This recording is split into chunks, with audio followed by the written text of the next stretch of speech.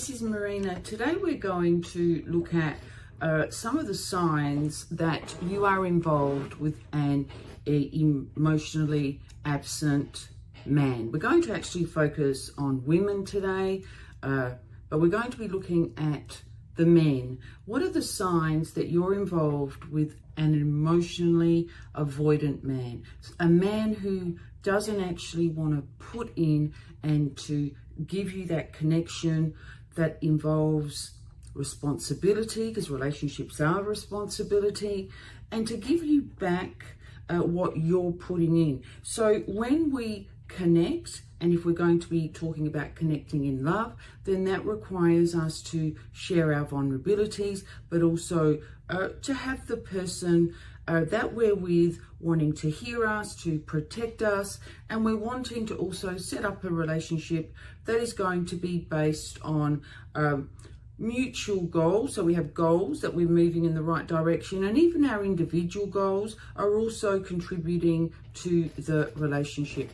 So let's get started. So first of all, we're going to look at 15 signs that you are involved with an emotionally avoidant man, a man who is not giving to you their emotional presence. We're going to almost look at it from the perspective of emotional leadership.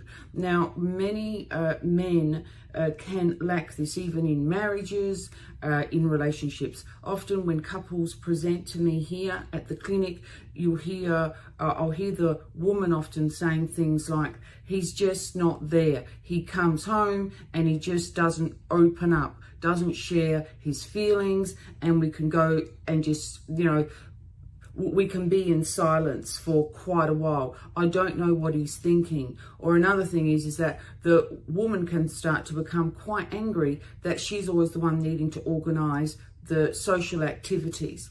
So let's take a look. The first thing that starts to occur is that there starts to be confusion. So you're really not quite sure where you stand. Now, if you've just started dating with someone who is emotionally avoidant, then you will start to become confused. At first, they can come on really sort of strong and hot, and then you start to feel that they go quiet. So it's a little bit of this push and pull. Now, when this happens, you can start to become very anxious. So that's usually a really good indicator that you're with an avoidant attachment style, someone who is going to be there some of the time, but not all of the time.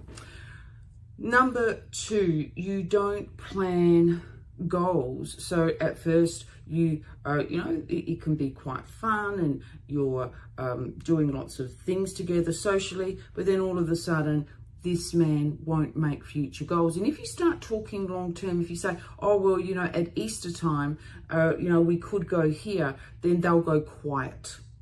Once they go quiet, you start thinking, well, what's going on here? Now your anxiety starts to increase, but you don't actually say to yourself, this person is avoidant, this person is not giving me back what I need. You go into trying to fix it. Now for women, that's actually not a very healthy place to be in, because then we're coming from very much our masculine side. But the masculine activity is being influenced by anxiety, by fear, and we want to be in relationships that make us feel safe. Sign number three. They plan a lot of their activities in their free time on their own. You very much get the sense that it's an I relationship, not a we. They don't include you. They'll just go off and do things on their own, and you're just expected to be okay with that. Number four, it's quite superficial. It can be very much about looking good and, a bit of flirting that's going on, but there isn't really much more than that.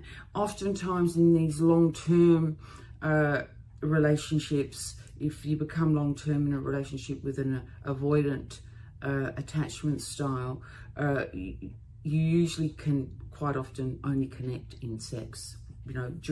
With sex. It's not the emotional sustenance, and it's once we start connecting with someone emotionally and we put into the relationship emotionally, that's what lasts. So connecting only through sex is not going to give people that long-term emotional fulfillment. Number 5, this man, there's sort of gaps in their day, gaps with what they've been doing when you first start even getting to know them. They can almost be quite avoidant about what they're sharing with you about past relationships, what they're doing. Secrecy, there's lots of secrecy, and you're almost too scared to ask because you feel that, you know, maybe I'm going somewhere I shouldn't be going, and in all fairness, you're not. Yeah, we need transparency in relationships. Number 6, they don't really ask about you. They don't ask about, you know, just say if you're getting to know someone, you might travel, they don't ask when are you coming back. They really don't ask anything in regards to that. Number 7, you share some meaningful things with them. Maybe you share some, you know, past heartaches you've had or some serious challenges you've had to overcome. And then when they see you next time, there's nothing. They don't talk to you about that. Number 9, you start to think that maybe they're involved with someone else. Maybe they're giving their attention elsewhere. Sign number 10, you start to feel like an option. You really do. You start to feel that this person just does not care about me. You know, they don't care if I hang around. They don't care if I don't hang around. If you're dating, you're thinking, well, they're obviously seeing other people. If you're, you know, in a relationship, a de facto, if you're married with them, you just start feeling that you mean nothing to them.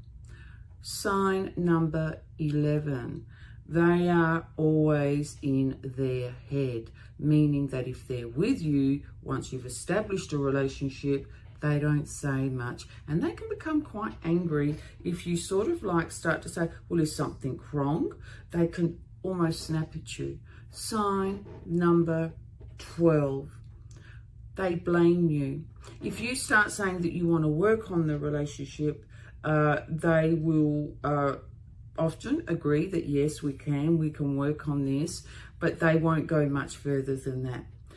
Sign number 13, they start to say things like, okay, you're right. And when you say, well, why am I right? Because you're trying to get them to see your point of view, they'll say, because I don't want to fight with you. So in other words, they're not seeing your point of view. Sign number 14, your feelings aren't validated. And this can lead to a lot of resentment for women. Validation for both males and females is really important, but for women in particular, just having our feelings validated. Yeah. Sign number 15, they are usually very, very involved with their work. We may even call it, you know, they're a workaholic. So we actually, society has accepted the that emotional absence when a person goes to work, but often it really is a sign that they are avoiding emotional intimacy with the person. Yeah. All right. So there's some of those signs there that you may be involved with an emotionally non-committal person, a person who doesn't want to take emotional leadership. When we look at attachment styles, how we attach to someone, in particular, we're looking at romance now, we would actually refer to that as avoidant. And unfortunately, then, you know, often it's the other person who becomes anxious attachment. What you need to do is that if you are dating someone like that, you need to know that your anxiety is telling you something. It's telling you that this person, you know, may very well be keeping secrets from you, that they're not going to give you that emotional sustenance that you need, that emotional connection. That is what healthy relationships need. Well, if you're dating, you can then make the choice as to whether you're going to keep trying to make it work, or if you just can withdraw. Now, if you have established a long-term relationship with someone who is emotionally avoidant, and if they truly are not having affairs on the side, so they're not a narcissist, but they just possibly have not expressed their emotions, then there is a lot that can be done. So it's our heart space that we have to start to open up. And I work a lot with couples in that area, and there's some great work that can be done when, you know, both people can start to listen to each other and feel safe. So it's not to say that it's all doom and gloom if you find yourself there, but both people have to be wanting to work in and on the relationship, and have to start to, you know, do the work, start to have that more self-awareness, and really want to be there for the other person. But if you've just started dating someone, you really need to consider if this is the right thing for you to continue with, if it is going to bring you the love that you want. And remember, telling someone how to behave in a relationship, especially in the beginning, is just not a good sign. Chances are they're just going to resent you for it. They're going to actually do the opposite. That's really not what you're wanting, yeah? If someone is not scared to lose you, then really they've just told you what you're worth to them. So just keep going higher, raise your price, raise how you see yourself. And also, when you make your price high, then that actually, then people either are going to be at that level as well, and if they're not, then they're going to work their way up to meet you. It's really dangerous when we go down to meet someone in love. That's all for now, and if I can help you in any way, please reach out. Bye.